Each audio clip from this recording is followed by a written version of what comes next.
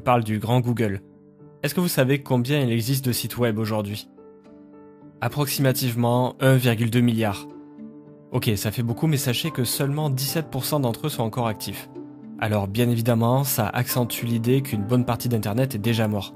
Et ça nous laisse approximativement avec 200 millions de sites web. Bon, ça fait quand même beaucoup. On a vu dans cette vidéo comment l'algorithme a poussé tous ces sites à s'agripper pour continuer d'exister, à essayer d'améliorer leur référencement en maximisant autant que possible leur position dans les pages de Google. Voilà, l'essentiel du web tient sur ça. Une seule page de recherche, et pas plus. Pas plus parce qu'au-delà de 90% des utilisateurs restent sur la première page de Google. Et elle contient seulement 10 liens vers 10 sites web. Alors peu importe la recherche, si une personne cherche les mots « meilleur téléphone », il faut à tout prix que votre site web apparaisse en premier. C'est la règle que Google impose aux sites qui veulent survivre. Alors que se passerait-il si une technologie venait de nouveau bouleverser cet écosystème? Un écosystème qui est déjà si fragile. Bon, j'arrête de tourner autour du pot.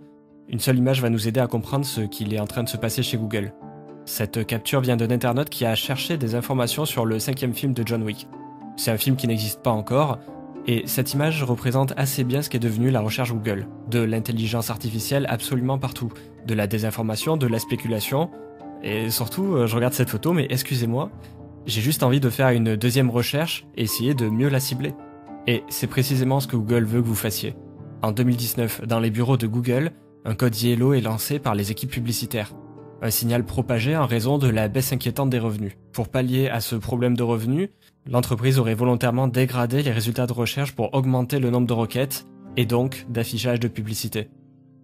Ce procédé s'appelle l'enchitification, ou merdification en français, un procédé visant à réduire la qualité d'un service volontairement pour augmenter ses bénéfices. Plus de publicité, moins de choix, plus de frais.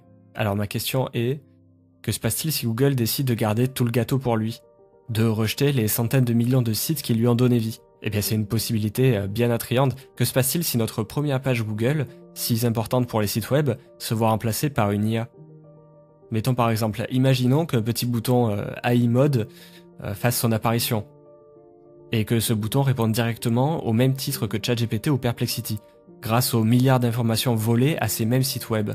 Ces mêmes sites web dont Google va désormais voler le trafic et détruire tout un écosystème petit à petit. L'IA, qui possède des années d'avance sur les régulations, a pu voler des quantités de données affolantes.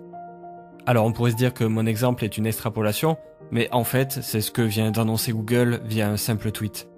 Le moteur de recherche semble y aller assez timidement, mais ne soyez pas dupes. Ils sont bien au courant qu'ils ont de l'or entre les mains.